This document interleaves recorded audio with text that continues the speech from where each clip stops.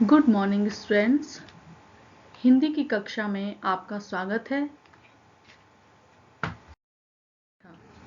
हमने पढ़ा था प्रत्यय के दो भेद हैं। नंबर एक कृत प्रत्यय, जो हम पिछली लास्ट वीडियो में पढ़ चुके थे।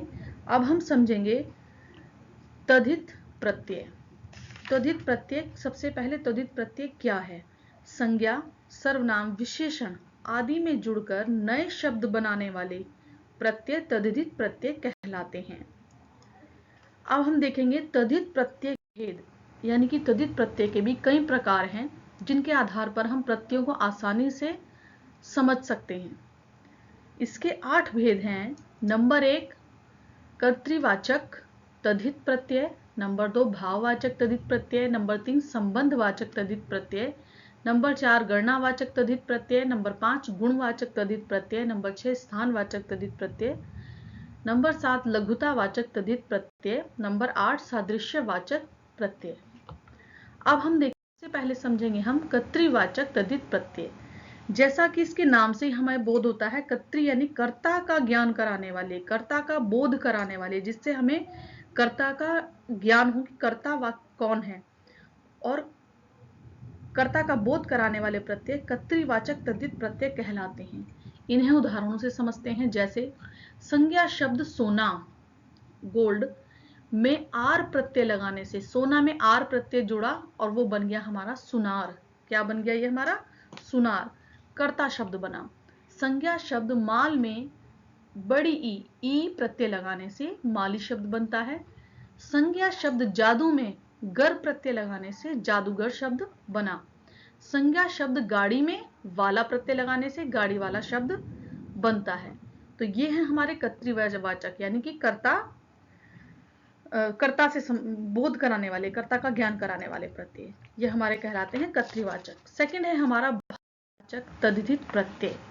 जैसा कि इसके नाम से ही भाववाचक, हमने भाववाचक संज्ञा भी पढ़ी है, तो उसी के आधार पर भाव का बोध कराने, जो हमें भाव का, इमोशंस का ज्ञान कराते हैं, वो प्रत्यय, भाव का बोध कराने वाले प्रत्यय भाववाचक तद्धित प्रत्यय कहलाते हैं। जैसे अब इनके उदाहरण देखेंगे हम कौन कौन से, किस प्रकार से। विशेषण संज्ञा शब्द गर्म में ई प्रत्यय लगाने से गर्मी शब्द बनता है। अब यहाँ हम एक चीज का ध्यान रखेंगे, अगर हमारे पास शब्द आ जाए गर्मी और इसमें से कहा जाए कि मूल शब्द और प्रत्यय को अलग करें, तो हम इसी तरह से इसका विग्रह भी ऐसे ही करेंगे। जैसे गर्म प्लस ई, मूल शब्द हो गया गर्म और ई हो गया हमारा प्रत्यय। नेक्स्ट है विशेषण संज्ञा शब्द बूढ़ा में आपा प्रत्यय लगाने से बुढ़ापा शब्द बनता है। और यहां पर हम ध्यान रखेंगे, जब बूढ़ा है तो उस पर ऊ की मात्रा दूसरी है, बड़े ऊ की मात्रा है, और जब हमने इसका भाववाचक शब्द बना दिया बुढ़ापा, तो यहां पर मात्रा हमारी यहां पर चेंज हो जाएगी, छोटे ऊ की मात्रा हम लगा देंगे। विशेषण संज्ञा शब्द पीला में पन प्रत्यय लगाने से पीलापन शब्द बनता है। विशेषण शब्द संज्ञा शब्द चिकना में आहट प्रत्यय लगाने से चिकनाहट शब्द बनता है। तो ये थे हमारे भाववाचक तद्धित प्रत्यय। अब नंबर 3 है संबंधवाचक तद्धित प्रत्यय। संबंधवाचक तद्धित प्रत्यय समझेंगे, संबंध का बोध कराने वाले, एक दूसरे का कर्ता में क्या संबंध है उसका संबंध का बोध कराने वाले प्रत्यय संबंध बोधक संबंधवाचक तद्धित प्रत्यय कहलाते हैं। जैसे संज्ञा शब्द बाप में औती लगाने प्रत्यय लगाने से बपौती शब्द बना। संज्ञा शब्द दादी में हाल प्रत्यय लगाने से ददीहाल शब्द बनता है। नानी में हाल प्रत्यय लगाने से ननिहाल शब्द बनता है। संज्ञा शब्द मौसा में एरा प्रत्यय लगाने से मौसेरा शब्द बनता है। अब आएंगे नेक्स्ट हम गणनावाचक तद्धित प्रत्यय। जैसा कि देखो इनके नेम से ही, इनके नाम से ही हमें पता चल रहा है, गणनावाचक यानी काउंटिंग, है ना, संख्या, नंबर्स। तो संख्या का बोध कराने वाले, जिन प्रत्ययों में हमें नंबर्स का, संख्या का ज्ञान हो, संख्या का बोध कराने वाले प्रत्यय गणनावाचक तद्धित प्रत्यय कहलाते हैं। उदाहरण से समझेंगे। जैसे पहला में ला प्रत्यय है, पहला में ला प्रत्यय, पहल प्लस ला।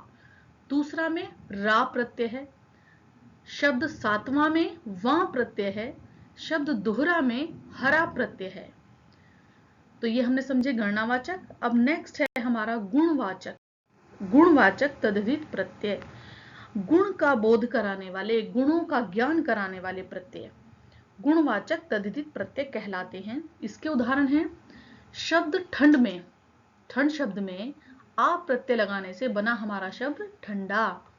जंगल शब्द में ई प्रत्यय लगाने से शब्द हमारा बनता है जंगली। भारत में, भारत शब्द में ई प्रत्यय लगाने से शब्द हमारा बनता है भारतीय। चमक में, चमक शब्द में ईला प्रत्यय लगाने से शब्द हमारा बनता है चमकीला। तो ये समझे गुणवाचक। अब आएंगे हम स्थानवाचक तद्धित प्रत्यय। स्थान का बोध कराने वाले प्रत्यय स्थानवाचक तद्धित प्रत्यय कहलाते हैं। जैसे जर्मन में ई प्रत्यय लगाने से जर्मनी शब्द बनता है। शब्द दिल्ली में वाला प्रत्यय लगाने से दिल्ली वाला शब्द बना। नागपुर में इया प्रत्यय लगाने से नागपुरिया शब्द बनता है। कलकत्ता में तिया प्रत्यय लगाने से कलकतिया शब्द बनता है। ये थे हमारे स्थानवाचक।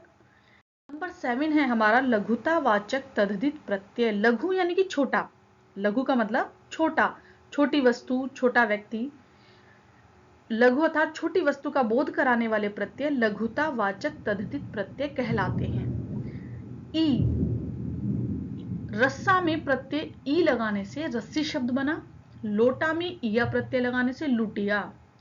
डिब्बा में इया प्रत्यय लगाने से डिबिया, डिब्बा यानी बड़ा डिब्बा, डिबिया हो गई छोटी सी डिबिया, है ना। पाग में डी प्रत्यय लगाने से पगड़ी शब्द बनता है। तो ये थे हमारे लघुतावाचक। नेक्स्ट आएंगे हम सादृश्यवाचक तद्धित प्रत्यय। समानता, समता कह लो, समानता कह लो, इक्वेलिटी, समता का बोध कराने वाले प्रत्यय सादृश्यवाचक तद्धित प्रत्यय कहलाते हैं। जैसे लाल में सा प्रत्यय लगाने से लाल सा, है ना, सूर्य कैसा लाल सा दिखाई देता है, लाल सा शब्द बनता है। हरे में सा प्रत्यय लगाने से हरा सा शब्द बनता है। शब्द सोना में हरा लगाने से सुनहरा। नेवले का रंग आटे में चलकर कैसा हो गया, सुनहरा हो गया। तो सुनहरा, सोना प्लस हरा प्रत्यय लगाने से शब्द बना हमारा सुनहरा। तो ये थे हमारे तद्धित प्रत्यय जो कि हमने समझे। इनके अलावा अब पहले हमने समझे थे उपसर्ग, उपसर्गों से बनने वाले शब्द, मूल शब्द और उपसर्ग को अलग करना, उनको जोड़ना। फिर हमने समझे प्रत्यय, और कुछ ऐसे शब्द होते हैं जिनमें हम मूल शब्दों में उपसर्ग और प्रत्यय दोनों का एक साथ प्रयोग करके नए शब्दों का निर्माण कर सकते हैं। और अगर विग्रह करने के लिए हमारी परीक्षा में आए तो हम उनका विग्रह भी उपसर्ग और प्रत्ययों के आधार पर उनका विग्रह भी इसी प्रकार से करेंगे। यहाँ पर हम कुछ ऐसे शब्दों को देखते हैं जो उपसर्ग और प्रत्यय दोनों का एक साथ प्रयोग करके बने हैं। जैसे फर्स्ट शब्द, पहला शब्द है हमारा उपकारक। उपसर्ग है इसमें उप, मूल शब्द है कार, प्रत्यय है अक। शब्द है अनुदारता।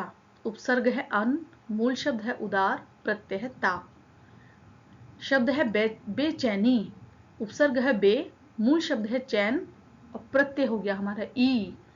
अपमानित, अप हो गया हमारा उपसर्ग, मूल शब्द हुआ मन और प्रत्यय हो गया इत। अपमान इत, अपमन इत, और शब्द बन गया हमारा अपमानित। तो इसी प्रकार से हम इस जो हमारी टेबल बनी हुई है इसे ध्यान से पढ़ेंगे, समझेंगे उपसर्ग कौन से हैं, मूल शब्द कौन से हैं, प्रत्यय कौन से हैं। अगर हमें बनाने के लिए आ जाए तो हम ये शब्द के अगर आए उपसर्ग और प्रत्यय से मिलकर बना हुआ कोई दो शब्द बनाइए तो हम इनमें से दो शब्द बना सकते हैं। ऐसे और भी बहुत सारे हो सकते हैं। और अगर हमें ये दो शब्द दे दिया जाए अनुदारता और उपकारक शब्द में से उपसर्ग, मूल शब्द और प्रत्ययों को अलग कर करके लिखे या छांट कर लिखें तो हम इसी प्रकार उनका विग्रह करके दिखाएंगे। तो हमने किया दो प्रत्ययों का एक साथ प्रयोग, ये तो था हमारा उपसर्ग और प्रत्ययों का एक साथ प्रयोग। अब हम आएंगे दो प्रत्ययों का एक साथ प्रयोग। दो प्रत्ययों का एक साथ प्रयोग करने वाले शब्द देखिए, राष्ट्रीयता। राष्ट्र मूल शब्द है हमारा, प्रत्यय है इसमें एक तो प्रत्यय है ईय और दूसरा प्रत्यय है ता। राष्ट्रीयता, अगर हम इसका उच्चारण करेंगे तो इसी तरह से अगर हम सही उच्चारण करेंगे तो हमें प्रत्यय, उपसर्ग या उसका विच्छेद करने में कभी कोई परेशानी नहीं आएगी। नेक्स्ट हम पढ़ेंगे मानवीयता। मानव ईय ता, ईय प्रत्यय ता प्रत्यय, मूल शब्द हमारा मानव। ईमान प्रत्यय हो गया दारी, ईमानदार और प्लस उसमें हो गई ई दारी, तो दार प्रत्यय और ई प्रत्यय, दो प्रत्यय हमने ईमान मूल शब्द में जोड़कर शब्द बनाया ईमान, ईमानदारी। अब हम आपको हमारा एक जो चैप्टर है, एक पार्ट जो है वो कंप्लीट हो गया है। इसके आधार पर एक बड़ा ही मनोरंजक सा कुछ होमवर्क करते हैं, गृह कार्य देते हैं। इसको आप ध्यान से पढ़ें और अपनी नोटबुक में नोट करें। गृह कार्य है हमारा, निम्नलिखित गद्यांश में से प्रत्यय शब्दों को व मूल शब्दों को उपयुक्त मूल शब्दों व प्रयुक्त प्रत्यय को अलग करें। आपको ये लाइंस पढ़नी है। रामचरितमानस अवधी भाषा में लिखा एक ऐसा ग्रंथ है जिसमें लोकोपयोगी नीतियों का व्यवहारिक ज्ञान दिया गया है। इसकी मौलिकता और रोचकता मुझे सदा ही आकर्षित करती है। ये लाइंस पढ़ी, आप भी पढ़ रहे होंगे। अब मैं आपको बता दूं आपको क्या करना है। पहले तो हमें इस गद्यांश में जो हमने प्रत्यय प्रयुक्त हुए वे प्रत्यय वाले शब्द ढूंढने हैं, फिर उस शब्द में से मूल शब्द अलग करना है और उसमें प्रयुक्त प्रत्यय को अलग करना है। इसमें से मैं आपको बोल के बताती हूँ। जैसे इसमें प्रयुक्त शब्द पहले कैसे ढूंढेंगे, जैसे इसमें प्रयुक्त शब्द सबसे पहले आया है अवधि। अब हमने अवधि को छांट लिया, अवधि को हम नीचे लिखेंगे। इसके बाद अवधि का विग्रह करेंगे, अवध। अवधि दो, एक मूल शब्द है और एक है इसमें प्रत्यय। तो मूल शब्द हुआ हमारा अवध, मूल शब्द हुआ हमारा अवध, और बड़ी ई प्रत्यय हो गया हमारा ई। तो अवध प्लस ई, मूल शब्द अवध, और जो हमारा ई है वो हो गया हमारा प्रत्यय। इसी प्रकार आप इन लाइन में से प्रत्यय को ढूंढें और फिर उनका विग्रह करें। और जितना वर्क दिया है, कराया है और प्रत्यय, इनमें से आप अपनी नोटबुक्स में इन में से सारे मुख्य बिंदुओं को नोट करें। और 12 या 15 आप उपसर्ग विच्छेद सहित करिए और 15 ही प्रत्यय आप अपनी नोटबुक में विच्छेद सहित कीजिए।